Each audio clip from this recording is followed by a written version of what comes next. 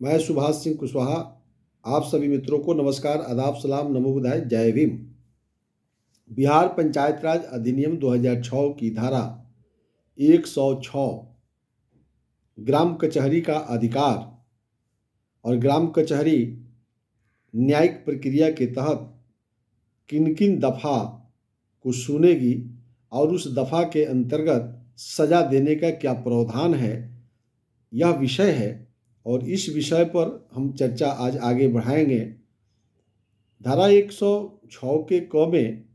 40 धाराओं को के तहत गांव में रहने वाले गरीब किसान मजदूरों के बीच में किसी न किसी वाद विवाद या किस विषय को लेकर के सरपंच के न्यायालय में यानी ग्राम कचहरी में आप जो है मुकदमा कर सकते हैं। इसकी जानकारी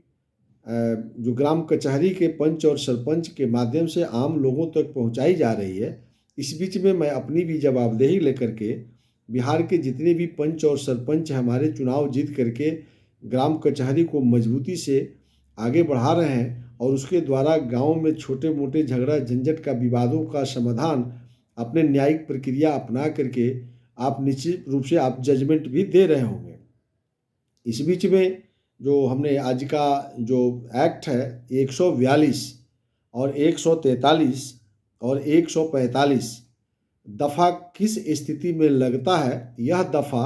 142, 143 और 145 जो दफ़ा बनेगी, यह मुकदमा आप ग्राम कचहरी में कर सकते हैं। यह है क्या 142? इसका है विधि विरुद्ध जमाओं का सदस्य होना, विधि विरुद्ध मजमा लगाना, माहौल को खराब करना, वायुमंडल को खराब करना।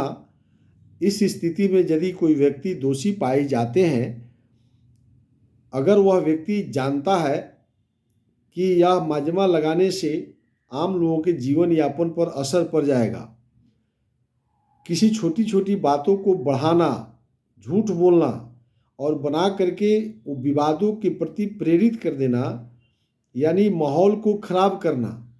ऐसी स्थिति में यदि लगता है किसी गांव के लोगों को, किसी व्यक्ति को, जो अमुक व्यक्ति के द्वारा शांति भंग करने की स्थिति बनाने का प्रयास किया जा रहा है और प्रयास ही नहीं किया जा रहा है, उस भीड़ का यह हिस्सा भी बने हुए हैं और उस भीड़ के हिस्सा बन करके आप जो है बिना मतलब का गांव का शांति अमन चैन जहां बनाना चाहिए उसको आप बिगाड़ रहे हैं, तो आप सरपंच को आवेदन दे सकते हैं। तो इस पर धारा 142 के तहत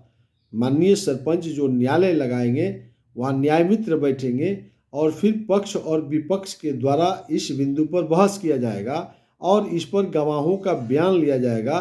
फिर पंचों के द्वारा उस गवाहों के बयानात के सुनने के बाद तब इस पर निर्णय लिया जाएगा। तो यदि यह दोष सिद्ध हो जाता है तो धारा 143 में दंड देने का प्रावधान है। यानी यदि आप किसी मजमा का शिकार बनते हैं, किसी मजमा को बढ़ावा देते हैं अन्यास विधि विरुद्ध, नियम के विरुद्ध जाकर के, तो इसमें दंड का भागी हो जाइएगा, क्योंकि आपको पता है यह न्याय संगत काम आप नहीं कर रहे हैं, आप नियम कानून का धज्जी उड़ा रहे हैं। आपके बयान से, आपकी बातों से ये गाँव का माहौल खराब हो रहा है। ऐसी स्थिति में आप दंड के भागी हैं। आपको 6 महीना का सजा जो सरपंच हैं अपने न्यायिक प्रक्रिया को अपनाकर यदि दोषी पाते हैं, ग्राम कचहरी यदि बहस के बाद दोषी पाती है तो 6 माह का करवास दे देगी, यानी 6 महीना आपको जेल भेज देने का अधिकार जो ग्राम कचहरी के सरपंच हैं उनको अधिकार प्राप्त है। धारा 143 में वो दंड कर देंगे या आर्थिक दंड भी कर सकते हैं। लगता है कि इसको आर्थिक दंड करके ही छोड़ देना चाहिए, तो आर्थिक दंड भी हो सकता है या दोनों 6 महीना जेल भी कर सकते हैं और आपको आर्थिक दंड भी किया जा सकता है यदि आप मजमा बनाने में सम्मिलित हैं या अगर प्रमाणित हो जाता है। अब साथ ही जब देखेंगे धारा 145 किसी विधि विरुद्ध जमाओं में यह जानते हुए कि उसके बिखर जाने का समादेश दे दिया गया हो, सम्मिलित होना या उसमें बने रहना। अब इसमें यदि आपको प्रशासनिक आदेश मिल गया है इस भीड़ के हिस्सा आप मत बनिए, या नियम कानून के विरुद्ध है, आपको समझा दिया जाता है, या सरपंच इसको प्रचार करवा देगा, या पुलिस डिपार्टमेंट या प्रशासनिक डिपार्टमेंट के द्वारा यदि धारा 144 ही लगा दिया गया हो कि यहाँ पर विधि विरुद्ध आप काम कर रहे हैं और आप जान रहे हैं कि धारा 144 लगा हुआ है, फिर भी आप उस भीड़ और उस मजमा के आप गवाह बन रहे हैं, आप उस मजमा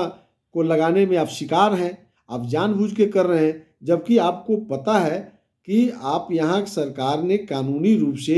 भीड़ एकत्रित करने का रोक लगाया है, इसकी सूचना दे दी गई है। इसके बावजूद आप उस नियम को ताक पर रख करके उस भीड़ के हिस्सा बने हुए हैं। ये हम नहीं हटेंगे, जिसको जो समझ में आवे वो कर सकता है, हम यहाँ से भागने वाले नहीं हैं। और बावजूद आप वहाँ आम लोगों को भड़का रहे हैं, चाहे वो प्रशासन के खिलाफ हो, गांव के खिलाफ हो, किसी व्यक्ति के खिलाफ हो, तो आप नियम कानून की धज्जी उड़ा रहे हैं, इसका मतलब है। तो ऐसी स्थिति में ये धारा 145 कह रहा है कि आपको 2 वर्ष तक का सजा, माननीय सरपंच के नेतृत्व में जो ग्राम कचहरी फैसला लेगा 2 वर्ष तक की सजा आपको दे सकता है, जुर्माना कर सकता है, दंड कर सकता है, या दोनों से कर सकता है। 2 वर्ष की सजा भी कर सकता है और आर्थिक दंड भी जो ग्राम कचहरी लगा सकता है। तो कुल मिलाकर के इसकी सारांश को आप समझ लीजिए, धारा 142 यानी किसी मजमा का आप हिस्सा नहीं बने। अगर आपको लगता है कि 2 व्यक्ति की लड़ाई हो रही है गांव में, उसके समाधान करने के बजाय आप उस मजमा के यदि हिस्सा बनते हैं और इसके खिलाफ में कोई व्यक्ति सरपंच के न्यायालय में मुकदमा कर देता है, तो उस मुकदमा के प्रति जो गवाहों की गवाही गुजारने के बाद अगर अंतिम फैसला है तो उसमें सरपंच 6 महीना का सजा कर देगा या आर्थिक दंड कर देगा, या दोनों करने की शक्ति है। फिर धारा 145 में जब जाइएगा तो 145 कह रहा है कि आप सरकार के द्वारा या सरपंच के द्वारा शांतिपूर्ण ढंग से इस माहौल को समाप्त करने की अगर सूचना दे दी गई है, बावजूद वह व्यक्ति अड़ गया कि नहीं हम नहीं जाएंगे, वैसी स्थिति में ग्राम कचहरी अगर प्रमाणित हो जाता है गवाहों के गवाही गुजरने के बाद, तो 2 वर्ष के सजा करने का प्रावधान है, या आर्थिक दंड, या दोनों से दंड कर सकता है न्यायालय। अब आप पूछेंगे धारा 144 बीच में हम क्यों छोड़ रहे हैं, तो उसका यह विश्लेषण है, यदि कोई हर हथियार से लैस है, अगर उस हथियार से किसी आदमी की हत्या हो सकती है, तो ये एक्ट सरपंच को सुनने का अधिकार नहीं है। उसमें यदि ऐसा हथियार का प्रयोग किया जाता है, ऐसा आयुध लेकर के कोई व्यक्ति आ गया है उस मजमा उस भीड़ में, तो उस स्थिति में यह जैसे ही आ जाएगा कि कोई ऐसा हथियार है जिससे किसी व्यक्ति की हत्या हो जाएगी, तो फिर वहाँ ये ग्राम कचहरी का यह केस नहीं है, यह पुलिस केस हो जाएगा। यानी स्थानीय थाना अध्यक्ष के पास इस केस को लेकर के जो ग्राम कचहरी के सरपंच होंगे वह रेफर कर देंगे, यह हमारे जुडिक्शन से बाहर का है। तो इसलिए धारा 142, धारा 143 और धारा 145 जो बिहार के पंच और सरपंच हैं, आप इस बातों को नोट कर लीजिए। आपको ऐसे यदि गाँवों के अंदर कोई शांति